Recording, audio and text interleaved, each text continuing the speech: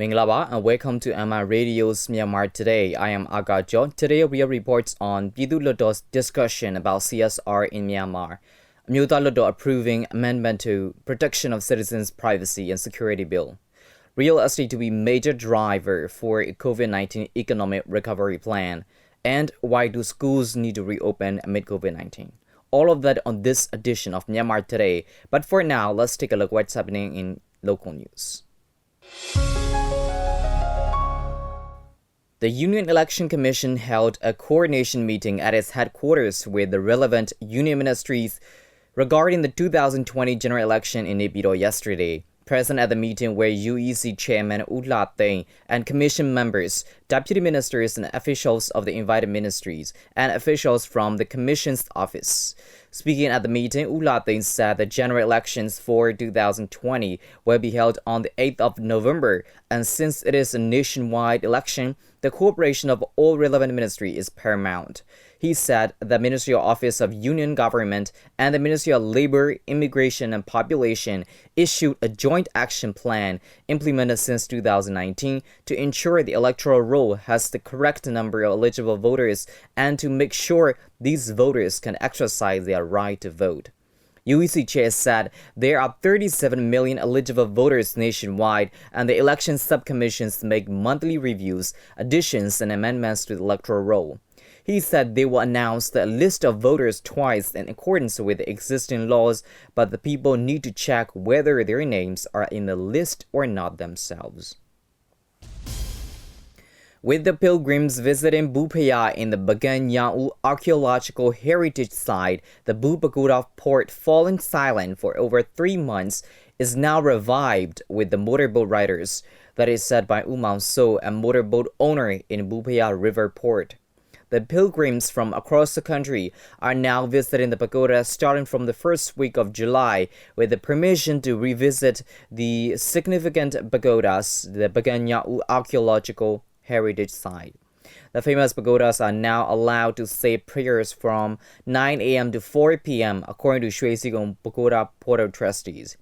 The Bupaya is one of the significant pagodas in Bagan Yau archaeological heritage site. People are coming to Bupaya and thus the river port is crowded with the visitors. Then the pilgrims are observing the ancient buildings and pagodas riding in the motorboats. Also, some pilgrims are riding in the motorboats from Bupaya Port to pay homage to Danji Dam Pagoda in Pakogu Township. There are more than 200 motorboats in Bupaya Port. The Directorate of Investment and Company Administration (DICA) is planning to launch online platform regarding the recommendation for a visa extension of the expatriates in Myanmar. That is said by DICA Director General U Tan Sin Lwin. This move aims to reduce opportunities for dishonesty in applying for visa extension, check the lists of the recommended company for visa, get easy access to the data of the expatriates and stay period, reduce paperwork, ensure social distancing, and facilitate the processing, he continued. The DICA, on behalf of MIC, is planning to launch online system for the recommendation for a visa extension of the foreign director and foreign employee of the companies and their family members in order to ensure smooth processing at the Ministry of Labor, Immigration and Population. At present, the online application form is posted on the DICA's official website. The users can submit a suggestion to the system. Myanmar's exports between the 1st of October and 3rd of July in 2019 and 2020 financial year shot up to $13.28 billion from $12.9 billion registered in the corresponding period of the previous fiscal, according to the data from the Ministry of Commerce. The figure reflects an increase of $351 million compared with the year-ago period. Of the 7 export groups, agriculture, fisheries, minerals, and other goods showed an increase in exports. Meanwhile, exports of livestock, forest products, and finished industrial goods declined.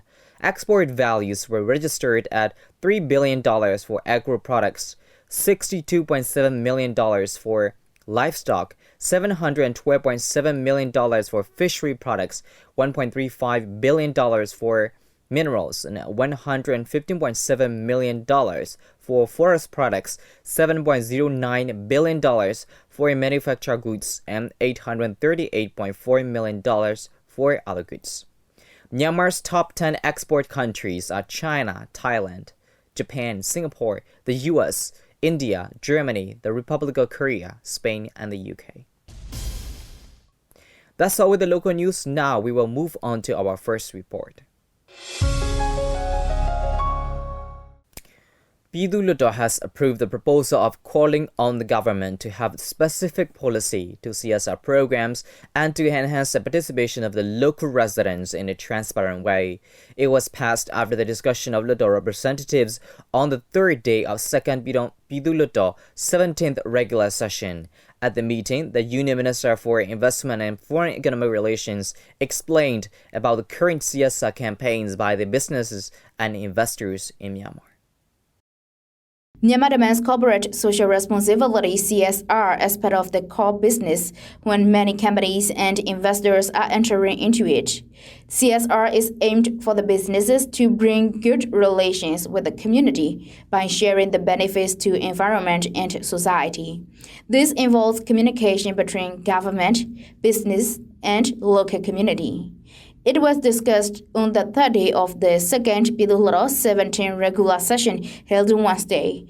Hluttaw Representative Amyotha Hluttaw from Chao Tan constituency submitted the proposal of calling on the government to have specific policy for CSRs of the companies and to implement participation of the local residents in a transparent way. Although the investments are essential for the country, on the other hand, they have to be responsible. CSR is the system that drives the education, health, and social life of the citizens better. Being a developing country with many needy areas, it is not difficult to perform the CSR in Myanmar, but it has to sync with the actual social requirements and values of the local communities. The Hluttaw representatives highlighted that CSR should not be the cover for the businesses. Additionally, CSR should meet the basic requirement of the local community. So the transparent policy and participatory system is proposed to have actual responsibility of the businesses.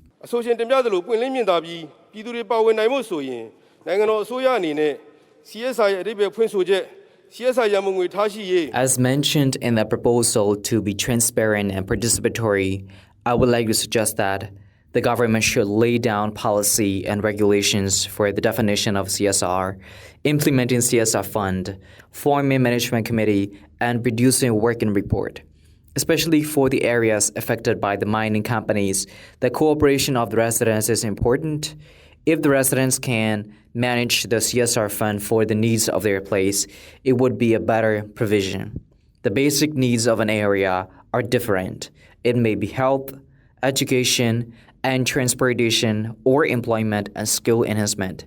If small grant is created for the residents to manage by themselves, it will lead satisfaction for the residents and the society will be peaceful as well. Because of establishment of factories and wide area of mining, the environmental issue is the main problem in Myanmar. Moreover, the residents in remote areas are mainly affected by the factories and mining procedures. The CSR assistance is lesser comparing to the damage caused by the factories and mining. U Thang Chun, Union Minister for Investment and Foreign Economic Relations, mentioned that the businesses accredited by Myanmar Investment Commission spent 2% of the net profit for CSR programs.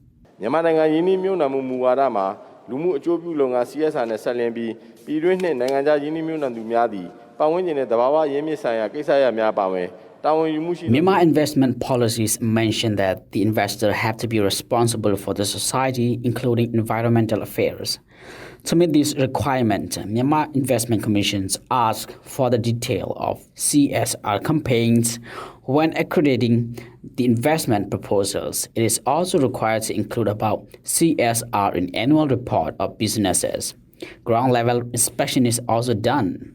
The business accredited by MIC is currently using 2% of the net profit for CSR campaigns. With the agreement of the Pyithu Hluttaw representatives, the Hluttaw approved the proposal of calling on the government to have specific policy for CSRs and to implement participation of the local residents in a very transparent way. News reported by Dora Suisin from Myanmar International Radio. That's the report on Pyithu Hluttaw's discussion about CSR in Myanmar. According to the Amyotha Hluttaw's Bill Committee, the subsection 8 in the section 3 and the subsection 14 in the section 4 are going to be amended, but the section 2 and 3, which are amended and approved by Pyithu Hluttaw, are reinstated as the original provision, and the title of the bill and the section 1 are approved at the corrections of the Pyithu Hluttaw at the third-day meeting of the 17th regular session. At its third-day meeting of the 17th regular session, Amyotha Hluttaw approved the amendment bill to protection of citizens' privacy and security, which has already been discussed and analyzed by the Bill Committee and the Hluttaw representatives. Member of Parliament U Aung Jinyo from Magwe Region constituency and also a member of Amyotha Hluttaw's Bill Committee presented the report on the bill amendment to the protections of the citizens' privacy and security during the meeting. Amyotha Hluttaw ဥပဒေကြမ်းကော်မတီကနိုင်ငံသားများရဲ့ပုဂ္ဂိုလ်ဆိုင်ရာလွတ်လပ်မှုနဲ့ပုဂ္ဂိုလ်ဆိုင်ရာလုံခြုံမှုကိုကာကွယ်ပေးရေးဥပဒေကိုပြင်ဆင်တဲ့ဥပဒေကြမ်းနဲ့ဆက်လင်းပြီးတော့ Amyotha Hluttaw's Bill Committee presented a report on a bill to protect citizen privacy and security since 19th of May 2020. And the Bill Committee has already discussed and negotiated with Hluttaw representatives who wanted to discuss the bill amendment.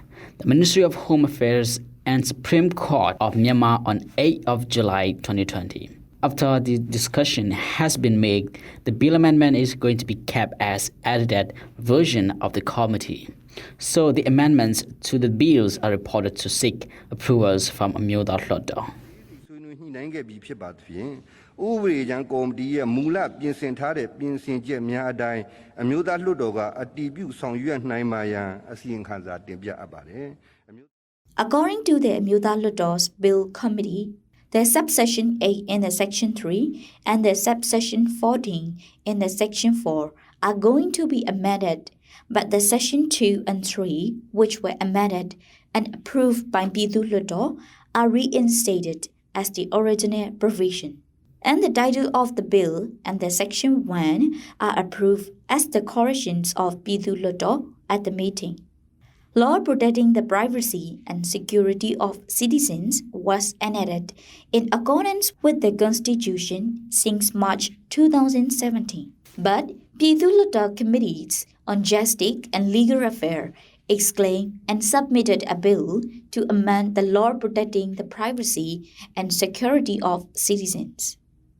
On 25th March, the Pyithu Hluttaw passed the bill on protection of the citizens' privacy and security according to the edited version of the Bill Committee of the Pyithu Hluttaw and sent it to the Amyotha Hluttaw. On 19 May, Amyotha Hluttaw's Bill Committee presented the findings. The Article 8 and its subsections of the current law's Chapter 4 of provision were controversial among the lawmakers. It has been criticized as a threat to freedom of expression rather than the protections for citizens' privacy and security. The Article 8F of the law protecting the privacy and security of citizens states that no one shall unlawfully interfere with a citizen's personal or family matters or act in any way to slander or harm their reputation. And according to that section 10, the violation of the law is punished by 6 months to 3 years in prison and a fine of between 300,000 and 1.5 million kyats. It is claimed that the law has been used to sue individual, activists, media, politicians for the last 3 years. So, Pyithu Hluttaw's Committee on Justice and Legal Affairs proposed reduction the maximum sentence in order for those accused under the Section 2 Alarm Bill. I am Pyithu Hluttaw. This is news reporting from Myanmar Radio. Thus, a report on Amyotha Hluttaw approving amendment to Protection of Citizens' Privacy and Security Bill. Stay with us as we bring you more reports on Myanmar Today.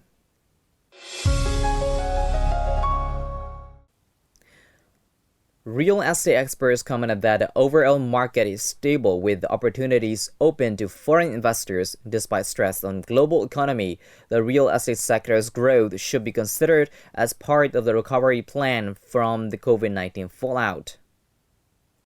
Real estate experts within ASEAN region commented that real estate industry should be harnessed as a major driver of economic growth as part of recovery plan from COVID-19 pandemic. The experts said this at the webinar titled Property Guru Myanmar Property Awards Virtual Roundtable 2020 on Tuesday. The experts highlighted the interest of the foreign investors in the Myanmar's real estate and the challenges facing the sector. The impact of the COVID-19 as well as consumers' behavior shift due to the COVID-19. Mr. Richard Emerson, Managing Director of Emerson Real Estate Myanmar said. So, in the middle of March, COVID started to take effect on the market. We all know what's happened in the 2 or 3 months of passed since then. There's been significant disruption of markets all around the world. Myanmar is no exception. I think it's fair to say that most countries will expect wide economic damage, problems with the financial system, unemployment, and lowered investment during these times. However, in Myanmar, it seems to have taken a much shorter time than maybe in some other countries to move forward again. During the shutdown, most offices were closed for 6 to 8 weeks, and the majority of companies had their staff home working, as with other countries. Interestingly, there was a limited material effect on office landlords during this period, as most of the main office buildings have high occupancy levels from international companies who have signed long leases, and therefore the office landlords were able to collect their rents as usual. Hotels were much more severely affected. Many were closed as inbound tourism stopped and many foreign expats left the country, leading to severe loss of income in this sector. Retail and F&B businesses also were severely affected. The landlords of retail and F&B properties were particularly affected by significant short-term rental losses as retailers were unable to trade during this period. The expert commented on the prospect of the real estate market in the post-COVID-19. He said that overall market remains underdeveloped, offering opportunities for quality development in all sectors. The decrease in the prices of real estate began in 2013 and continued up to 2019. The real estate sales dived into the lowest. Richard also commented on the foreign investment aspect of the real estate market in Myanmar. So a brief overview of foreign investment into Myanmar. At the present time, the residential market is essentially a local market, as foreigners cannot still legally purchase projects due to the delay in the condo law implementation. At the moment, we understand that the government's Condominium Management Committee is finalising details regarding the shareholding structures, cost apportionments and unit registrations. But there is talk that they are making some good progress with this, and hopefully we'll see some further signs that this can actually be implemented fully in the near future. At the moment, we know there's foreign buyer demand for condominiums, particularly in Yangon, albeit the level of this demand is unquantified. One of the key issues that comes up when we're talking to foreign investors is that there should be suitable financing in place for those foreign investors to be able to acquire units in the Myanmar real estate market. And at the moment, there is a question mark over this. Currently, some foreigners who have been keen to enter the market have been illegally acquiring units under nominee arrangements with a local Myanmar partner. And in other cases, they have entered into convertible contracts with developers so that the contract will convert to a legal contract as soon as the condominium law is ratified. The COVID-19 outbreak leads to shift in consumer trend where increasing number of young adults expresses their interest in buying houses during the social distancing period. Mr. Justin Sway, CEO of Shui Property, shared his findings for the demand of the affordable housing market leveraged by the COVID-19. Jack, we did our other business, JobNet, did a survey of work from home, and I think 50-60% of most corporates are back in the office, and the people that were working from home, they want to get back in the office. They missed meeting their staff and their fellow colleagues and getting out there for the social interaction. But the other part was there were too many at home, so people don't want to live with their mum and dad anymore. They want to move out. So definitely a rise, and that's why we've seen a spike in sales, surprisingly, during this time, particularly in the affordable market, for sure. The market is expected to be steady despite the global economic stress. With increase in demand for industrial real estate sector brought about by the activity in projects such as government infrastructure projects and Thilawa Special Economic Zone. However, Myanmar still needs to address the power supply issue, which is the major turn-off factor to foreign investors considering doing business here. Infrastructure also needs improvement compared to other regional counterparts. This is Agajo reporting for Myanmar International Radio. Thus, a report on real estate to be major driver for a COVID-19 economic recovery plan. The reopening of the school has been one of the top trending news these days as the government school from high school is set to reopen from the 21st of July amid the concern over COVID-19. The officials from the Ministry of Education gave their statements on why the schools need to be reopening, covering the importance of the learning process for the students. Williamson has the full report. The government has already issued the order that the government schools will start opening from 21st of July, starting from the high school, which is grade 11 and grade 10. One of the reasons for the government to choose to reopen the school is it has been about 2 months. There is no local transmission of the virus in Myanmar, but the return is from abroad. So it is quite safe to open back the schools, but under strict guidelines and rules, especially all the teachers and the students must follow social distancing rules to prevent themselves from possible infection or the spread of the infection. Dr. Win Aung is the educationist, and he is also the member of National Education Policy Commission, and he spoke on why it is important to open school, and he said, when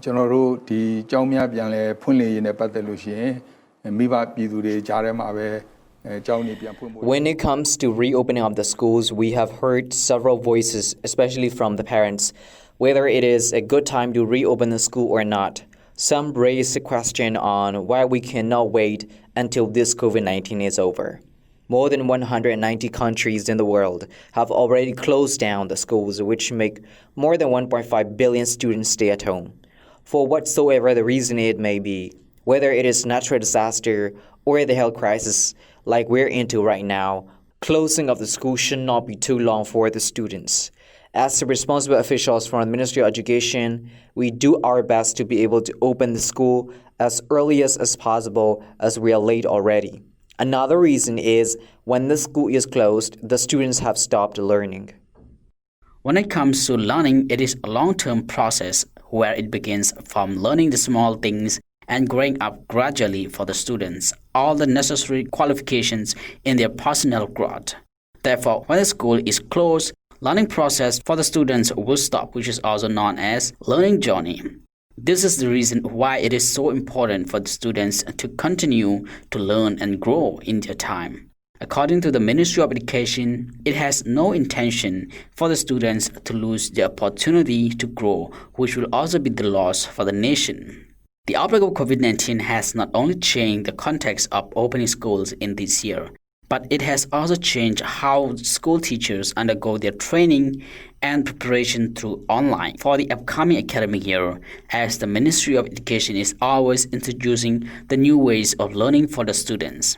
Uko Lewin is Director General of Basic Education Department, and he spoke about the importance of reopening the schools, and he said, continuity of learning The main reason for reopening of the school is the continuity of learning for the students. We don't want to halt the process of learning for the students. If the learning process of the students comes to a halt, then there will be a huge loss for students as well as for the nation as a whole. However, opening school amid COVID-19 may bring some disadvantages for the students, such as quality issue of learning for the students. The access to education is available for the students, but the quality of learning will have a slight defect as we use 4 different models in giving class to the students depending on ration of students and the teachers in a school.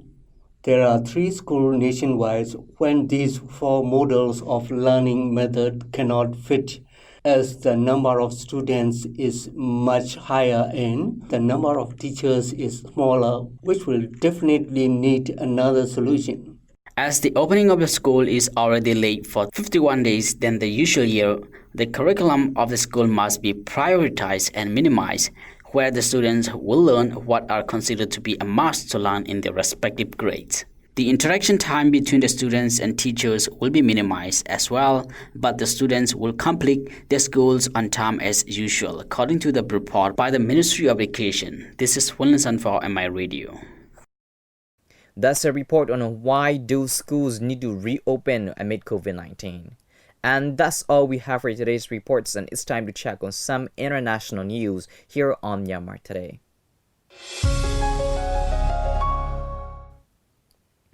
China on Wednesday voiced strong opposition to the UK's action on Huawei, vowing to take all measures to safeguard its interests, Chinese Foreign Ministry spokesperson Hua Chongyin told the media at a daily news briefing. Hua said the UK's decision was made on highly politicizing commercial and technological issues and has clearly threatened the safety of the Chinese investments in the UK.